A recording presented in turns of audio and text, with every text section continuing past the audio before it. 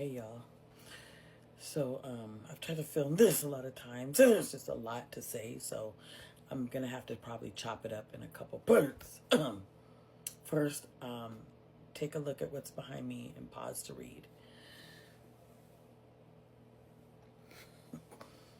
So I want to talk about kind of maybe why this could have happened, and just kind of give people an understanding of how corporelia manifests itself. It is a compulsion to blurt words out, inappropriate words, racial slurs, cuss words, socially unacceptable words, and it's involuntary. It's a misfiring of the neurons in the brain. It's not motivated by race, by hatred, by words that you have in your vocabulary, thoughts that you're having. It's just a compulsion. Just like I have the tics that you guys see when I come on these videos, and I can't control them, I can't stop them. It's the same thing with the corporelia. Now, with that said, I don't know John Davidson. I don't know his racial beliefs or his, daily life. I only know the things that I've seen in his stories and how he talks in his interviews about how this manifested for him. And he started noticing these tics when he went to see E.T.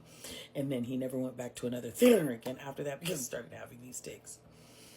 I do understand the inclination to believe that it's racially motivated.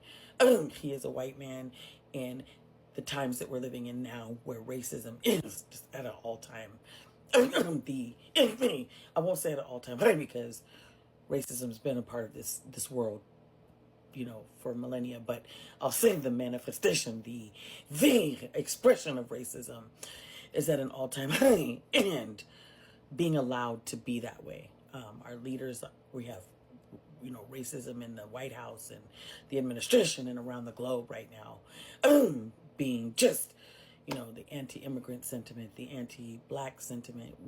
It is understandable that people think that this is racially motivated.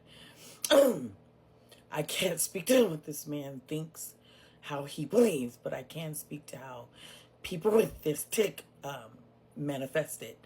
And I can speak to the fact that it's not purposeful, that it is not driven by race, it is not driven by hatred, the tick, right? And that this N-word tick, as they call it, manifests in black people, Asian people, Hispanic people, white people, because it's taboo.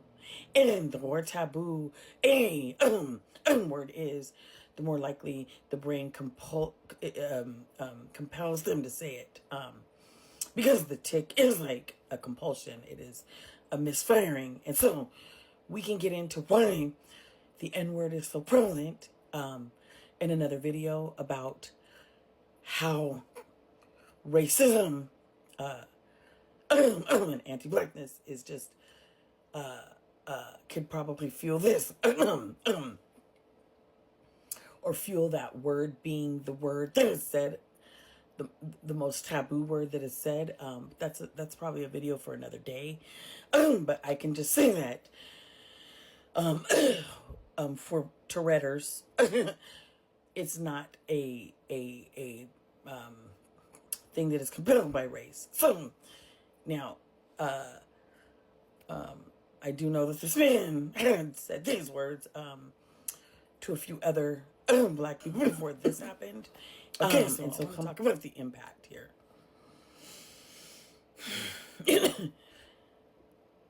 After John Davidson had these tics and blurted out the N-word and the B-word while Michael B. Jordan and Delroy Lindo were presenting, the room fell silent. And then the BAFTAs just kept on rolling.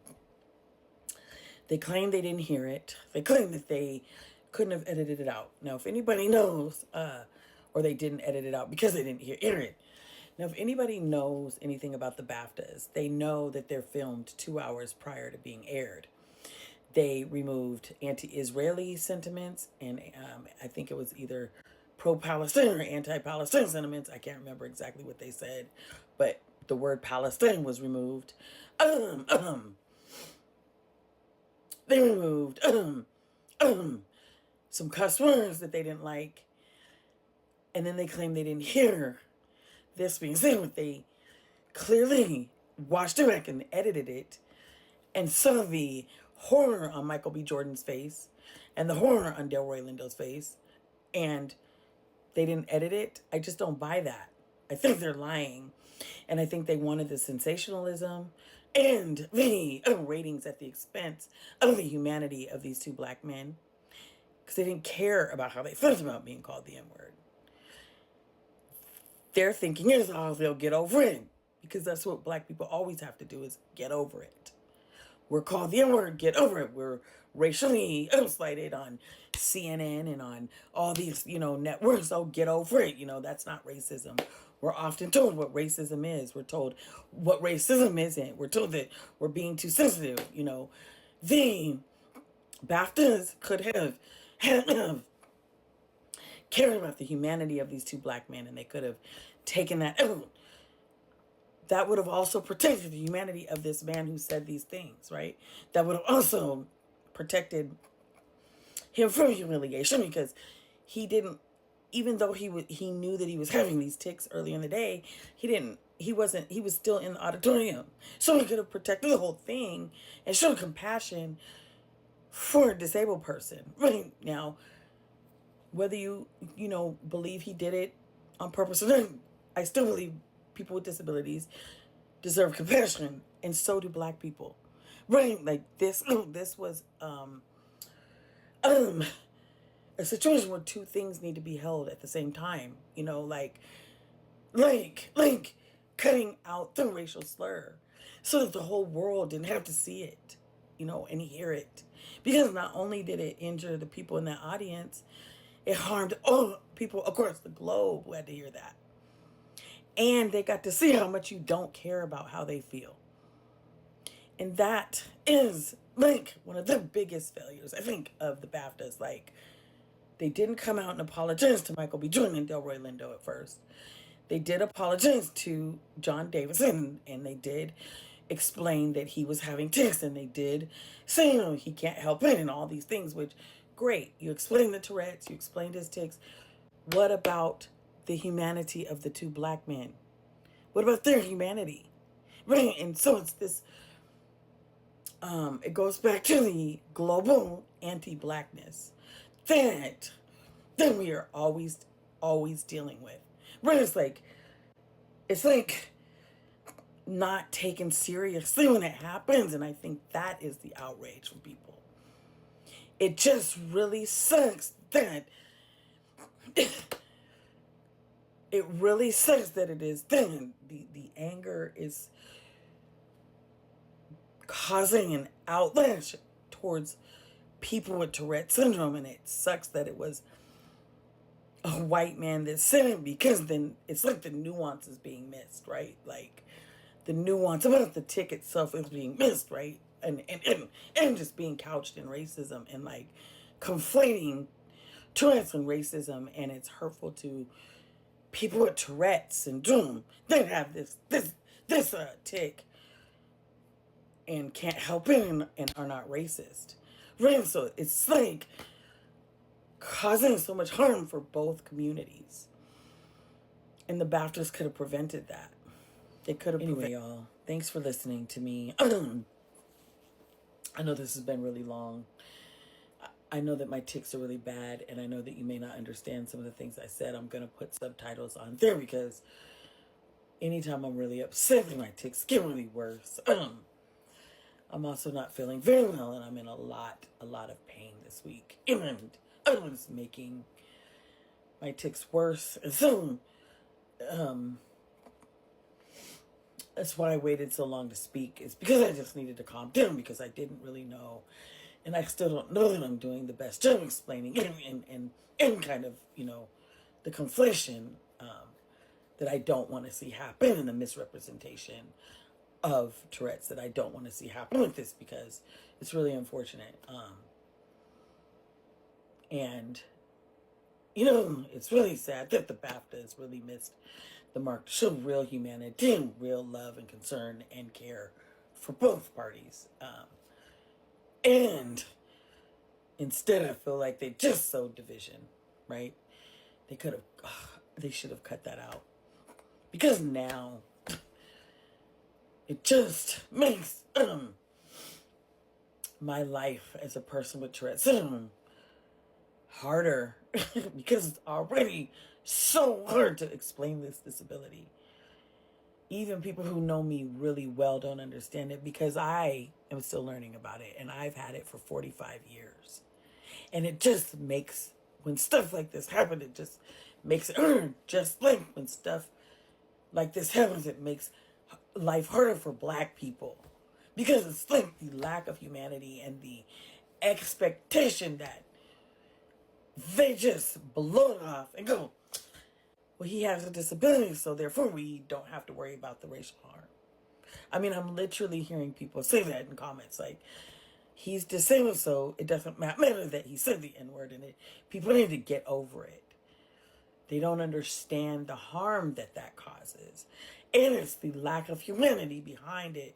If we were to say something about certain other people, then take it out of the program.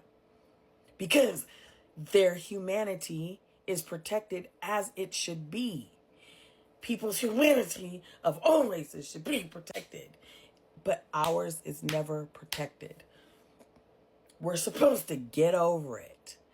Move on. Excuse it. Because, well, this person has a disability, so...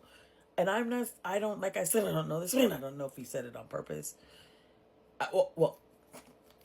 I'm assuming he didn't say it on purpose because it's a tick.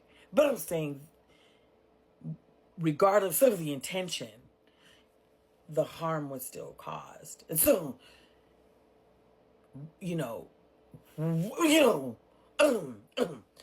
why is it that nobody cares about that when it's Black people?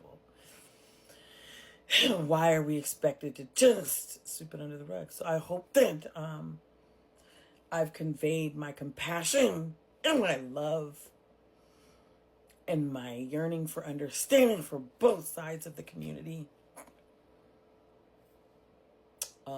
And how this particular tick manifests. I hope that if you don't understand that you would please reach out to me and I can explain further. And I just really thank everybody for listening and asking for my opinion. I really think that is that warms my heart that you guys like feel like you want to hear what I have to say about it. And that you respect what I have to say about it. I thank you for that as well. So there's one more thing I wanted to note. People with disabilities may not respond and behave and act and do things the same way that somebody in the able-bodied community would do them. For example, I am in a lot of pain all the time, so my reaction to pain is going to be different than somebody who's never in pain. I will keep getting up and keep on going because I've only known this body my entire life. So I've never known how to just be able to not have tics and not have pain and not be exhausted and not have this my whole life. So I can't just say, well, I'm just not going to do anything because I have this pain.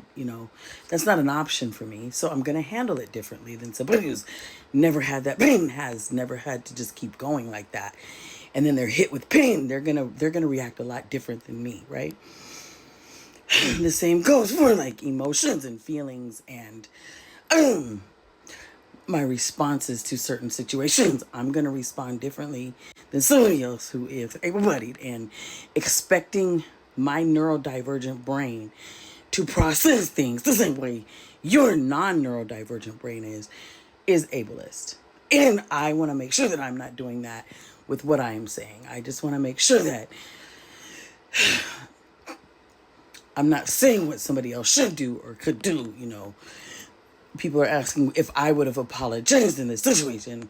I would have, because I know the impact of the N-word and how it's made me feel, and I have that awareness. I don't know how this person processes. I don't know how other people would process in this situation. I don't know how anybody else would process, right? I can only speak for me and how I would handle things. And I don't want to be telling someone who's disabled how they need to behave, how their affect should be, how they should look and feel. I don't want to do that. I just think that's ableist, and I don't want to be a part of that. But I just wanted to give that information for awareness that we're not gonna. My brain works differently. It just does. In ways I could do a whole series on the weirdness of my brain and how I function and how it really annoys people, gets on people's nerves, how they don't understand it, how sometimes I don't even understand it. So I just wanted to put that out there as my last little sign off. So thanks again for listening. I hope that information helps a little bit more. Thanks.